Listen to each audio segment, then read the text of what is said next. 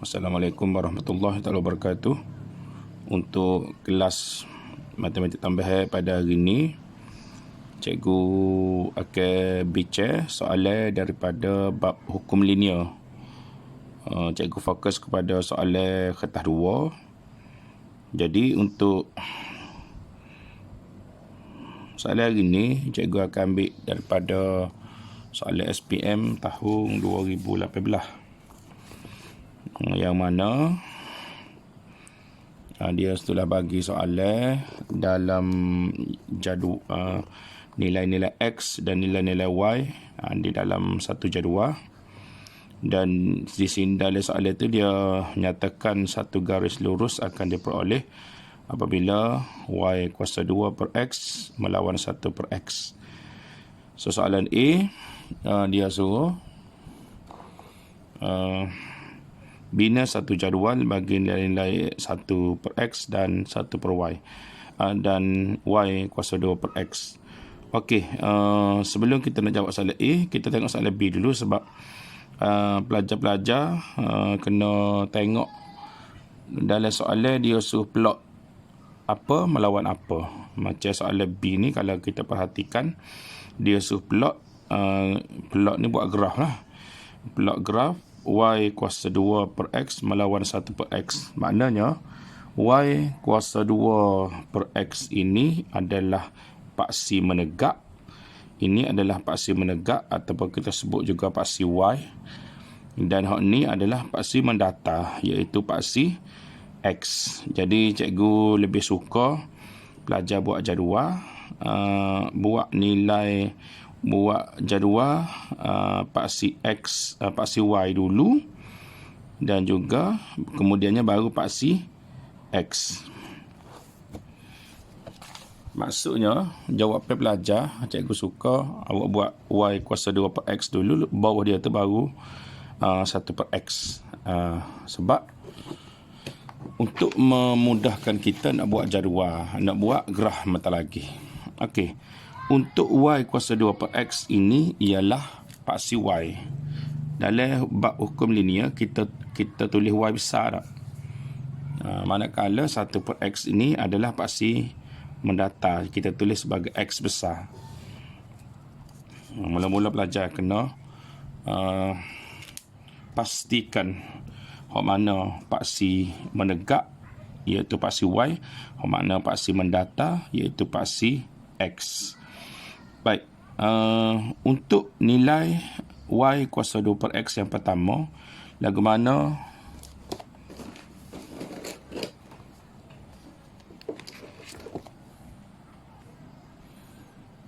macam mana cikgu dapat nilai 15.98 ni, nilai yang pertama ni.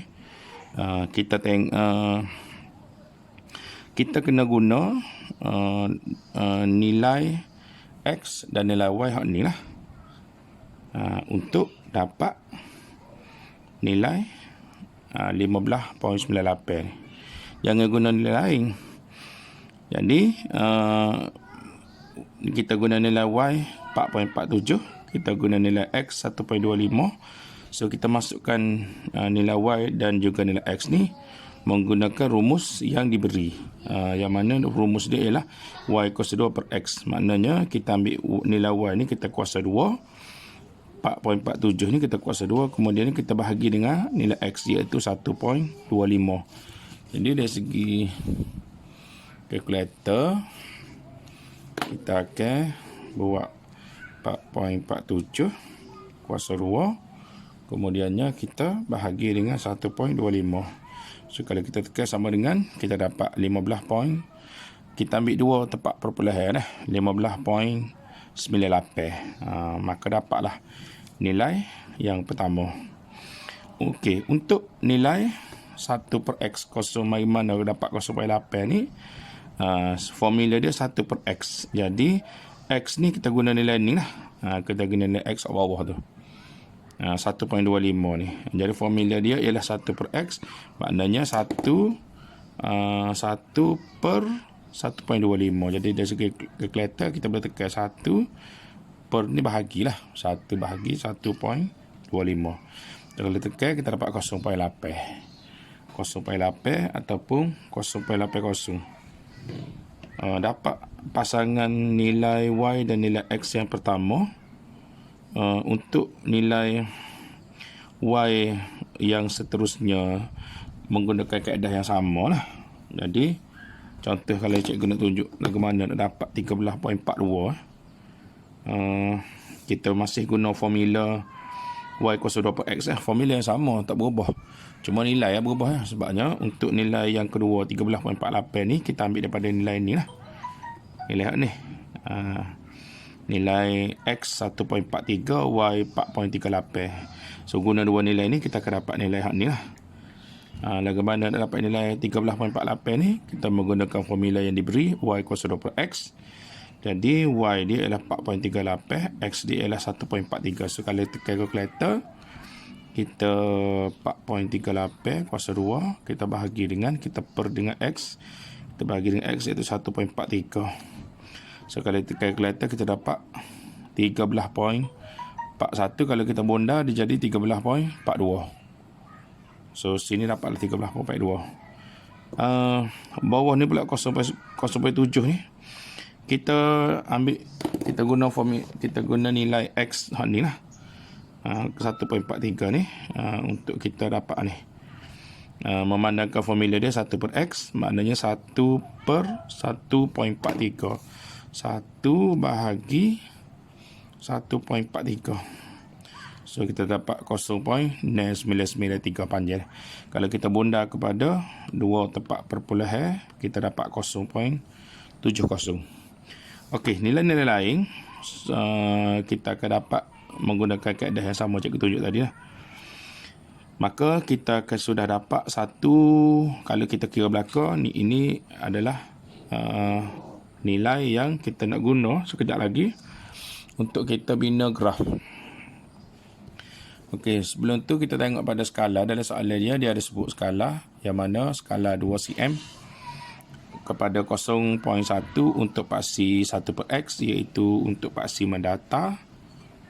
Manakala 2 cm kepada 2 nilai, 2 unit pada paksi Y kuasa 2 per X, iaitu paksi menegak. Okey, jadi kalau pelajar tengok, nilai-nilai pada paksi Y semuanya nilai-nilai positif. Manakala nilai-nilai pada paksi X semuanya adalah nilai-nilai positif. Jadi biasanya pelajar,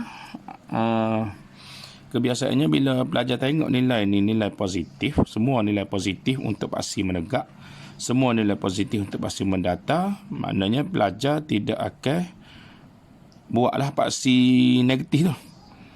Memandangkan semua nilai adalah nilai positif. Okey, jadi cikgu pun ni seperti mana. Okey, kita akan dapat lebih kurang gini lah.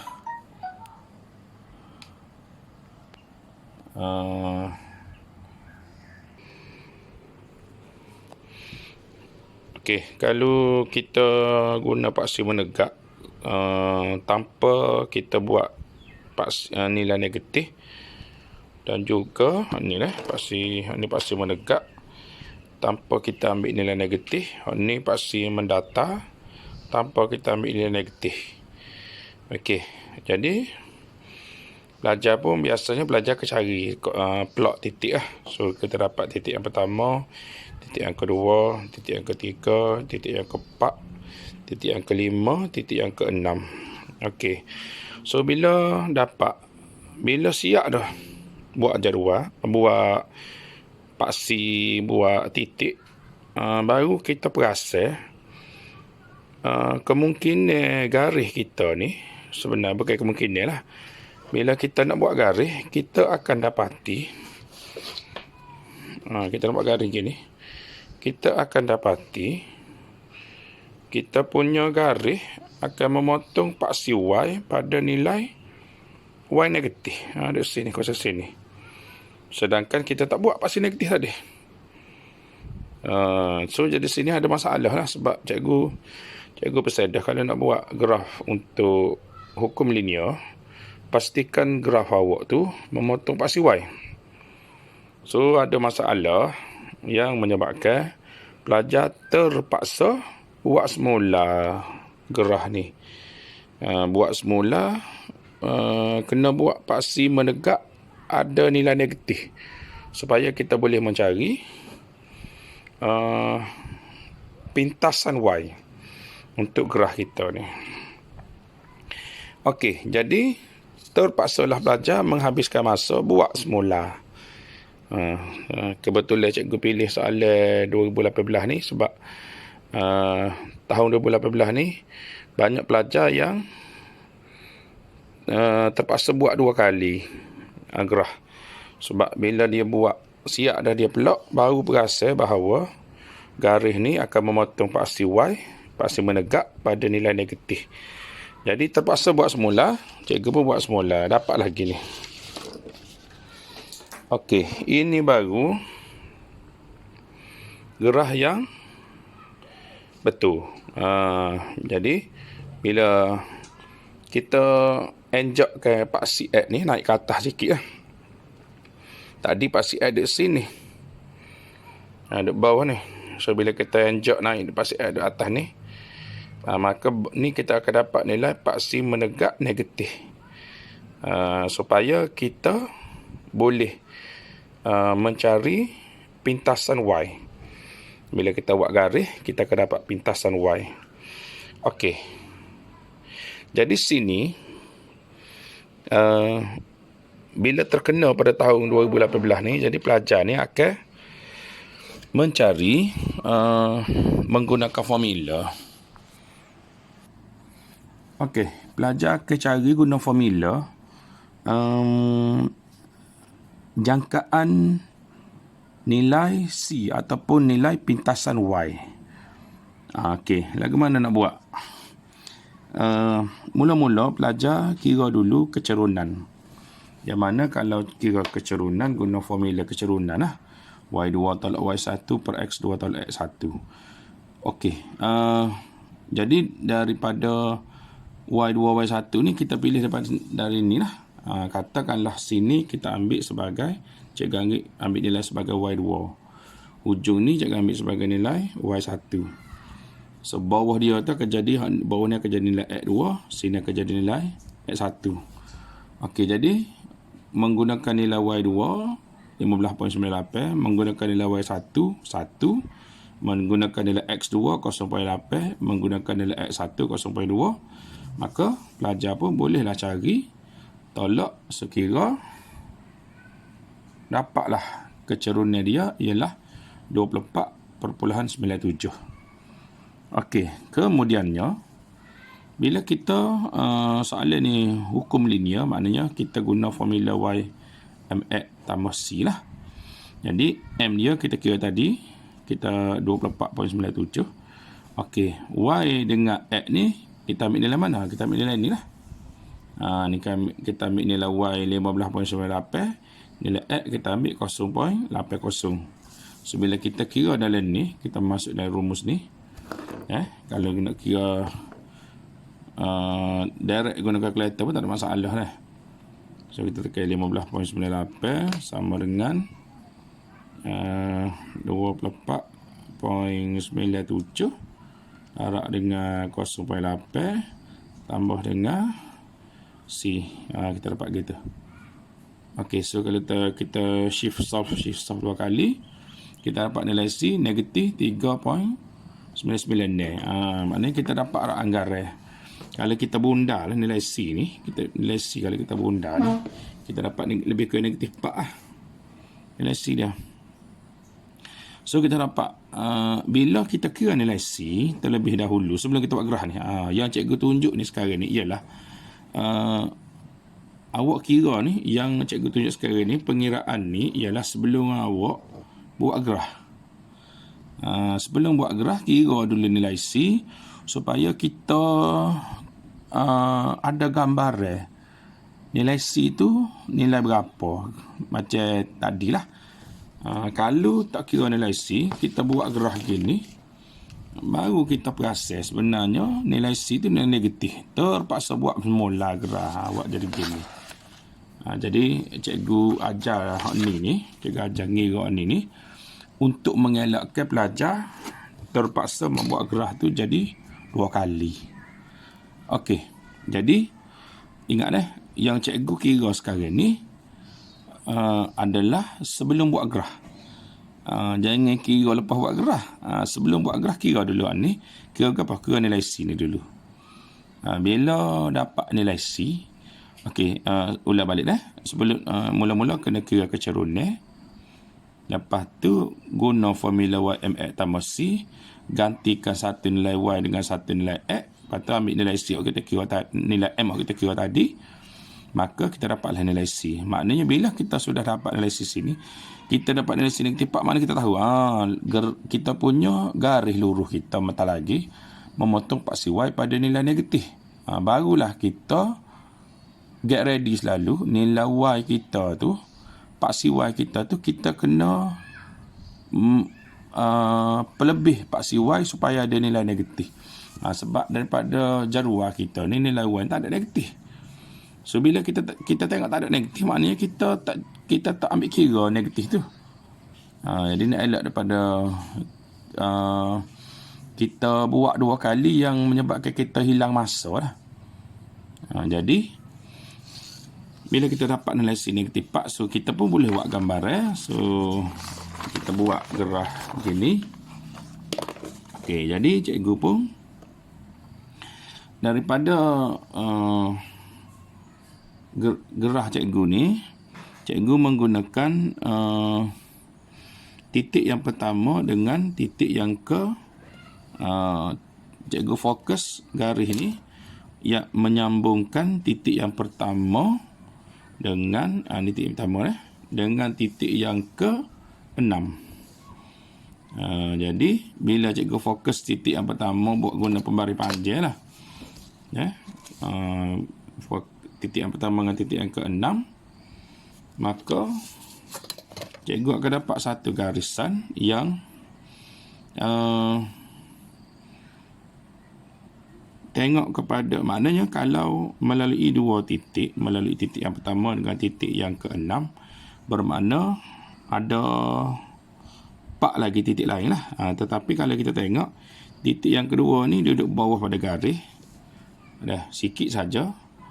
Dan titik yang ke-4 ni di atas pada garis, maknanya dia mengimbangi titik yang ke-4, mengimbangi titik yang kedua. So jarak dia tu dekat-dekat titik ke garis untuk titik yang kedua, tengok jarak dia dengan titik yang ke-4 ke garis hampir-hampir sama dua ni. Maknanya dia mengimbangi satu sama lain lah. Okey, titik yang ketiga boleh dikatakan mengena pada garis. Sebenarnya cikgu buat garis sel ni, cikgu tengok titik yang pertama, ingat cikgu guna titik yang pertama dan juga titik yang ke-6 bila cikgu nak buat garis sel tadi. Tetapi secara tidak langsung titik yang ketiga lalu juga garis sel tu. Titik yang ketiga ni lalu juga garis sel. So titik yang kedua diimbangi oleh titik yang ke-4. Okey, dan titik yang kelima ni juga hampir-hampir nak kena garis sel. Garis luruh. Maknanya garisan cikgu dapat sekarang ni adalah garisan yang boleh dikatakan garis penyuaian terbaik lah. Jadi kita tengok sini pada paksi Y, pintasan sini tepat-tepat dapat negatif 4. Maknanya garis cikgu ni hampir tepat lah. Daripada pengiraan kita tadi, kita dapat nilai C negatif 3.99 ni. Kalau kita bunda jadi negatif 4. Jadi daripada nilai C yang kita kira tadi, daripada graf cikgu ni pun kita dapat hampir tepat negatif 4. Jadi boleh dikatakan graf cikgu ni sudah graf penyuaian terbaik. Okey.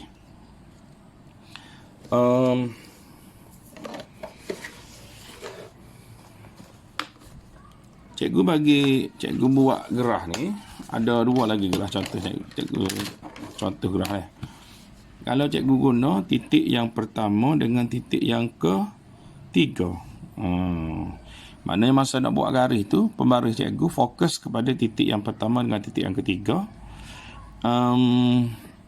Dan kalau kita tengok titik yang kedua duduk bawah pada garis, Titik yang keempat duduk atas pada garis dan jarak dia pun lebih kurang dekat-dekat sama dah tu. Titik yang kedua dengan titik yang keempat. Ingatlah, garis ni cikgu masa nak buat garis, cikgu guna titik yang pertama dengan titik yang ketiga. Hak mula-mula tadi cikgu guna titik yang pertama dengan titik yang keenam. Ni cikgu guna titik yang pertama dengan titik yang ketiga. So cikgu tengok sini garis yang titik yang kedua duduk bawah pada garis dan titik yang keempat di atas pada garis, jarak dia adalah hampir sama. Titik yang kedua dengan garis, titik yang keempat dengan garis tu dekat-dekat sama dah. Maknanya di titik yang kedua dan titik yang keempat mengimbangi antara satu sama lain. Titik yang kelima dengan titik yang keenam, kalau kita tengok sini hampir-hampir kena lah. Titik yang kelima pun hampir kena, titik yang keenam pun hampir kena. Maknanya garis, kalau boleh dikatakan ke-6 titik ni, kita dapat satu garis penyuaian terbaik jugalah. Dan kalau kita tengok sini, pintasan Y pun hampir sama juga. Nilai dia adalah negatif 4. Maknanya tak lari lah. Jadi ini pun dikira juga sebagai salah satu garis penyuaian terbaik. Tadi cikgu guna titik yang pertama dengan titik yang ke-6. Hak ni cikgu guna titik yang pertama dengan titik yang ke-3. Baik, satu lagi gerah cikgu buat. Kalau cikgu guna titik yang kedua dengan titik yang ke-6. Titik yang ke-6 betul-betul kena garis. Titik yang kedua betul-betul kena garis. Okey, tengok masalah sini. Kalau pelajar perhatikan, titik yang pertama duduk atas pada garis. Titik yang ketiga duduk atas pada garis. Titik yang keempat duduk atas pada garis. Dia tak balance ni. Ada 3 titik yang tidak dilalui, tetapi masalahnya 3 titik ni duduk di atas pada garis belakang. Ini menunjukkan kepada pelajar bahawa garis ni sebenarnya bukan penyuaian terbaik, walaupun nampak macam comel dah. Nampak garis tu comel dah, straight dah. Tapi sebenarnya dia ni bukan garis penyuaian terbaik. Dan titik yang kelima ni boleh dikatakan hampir kena lah. Hampir kena hampir melalui garis. So masalah di sini ialah 3 titik yang tidak dilalui ni tak balance, sebabnya 3 duduk di atas pada garis. Jadi ni garis bukan penyuaian terbaik lah sebenarnya. So dan kalau kita tengok paksi pintasan Y dia ni, tengok ni ni. Sebenarnya kalau tengok perhatian molek, dia nilai dia adalah pada 4 point negatif 4.4. Negatif 4.4 besar tu. Selisih dia besar. Sepatutnya kita dapat 2 gerah tadi, kita dapat 4, negatif 4. Hak ni kita dapat negatif 4.4. Jadi bila garis bukan penyuaian terbaik, cara mana kita cek? Cara sini tadi kita tengok, walaupun nampak garis tu comel dah, nampak comel straight, tapi bila kita perhatikan 3 titik yang tidak dilalui ni duduk atas pada garis belakang, kita tahu dah sebenarnya ni garis ni bukan penyuaian terbaik ni. Dan bila kita tengok nilai pada pintasan Y ni, kita dapat dah, kita dapat negatif 4.4, jauh beza. Hak tadi 4, ni negatif 4.4, dia selisih 0.4. Jadi ini salah satu contoh graf bukan penyuaian terbaik. Ingat cara-cara nak cek, tengok tadilah, bila garis tu, bila titik tu tidak balance, hak tidak dilalui tidak balance, semua dah di atas. Patutnya cikgu sebut jaga ajar, hak tidak dilalui tu pastikan balance. Atas kena duduk di atas dan juga kena duduk di bawah. Okey. So daripada gerah yang kita lukis ni, seterusnya kita akan cari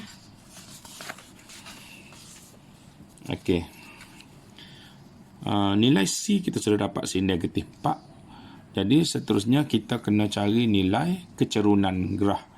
Okey, disebabkan dalam masa cikgu nak buat garis tadi, cikgu lalu titik yang pertama dengan titik yang ke-6. Okey, titik yang pertama dengan titik yang ke-6. Maka bila nak cari kecerunan garis, kita guna titik yang pertama dengan titik yang ke-6 lah. dalam formula. Titik yang ke-6 ni nilai dia ialah 15.98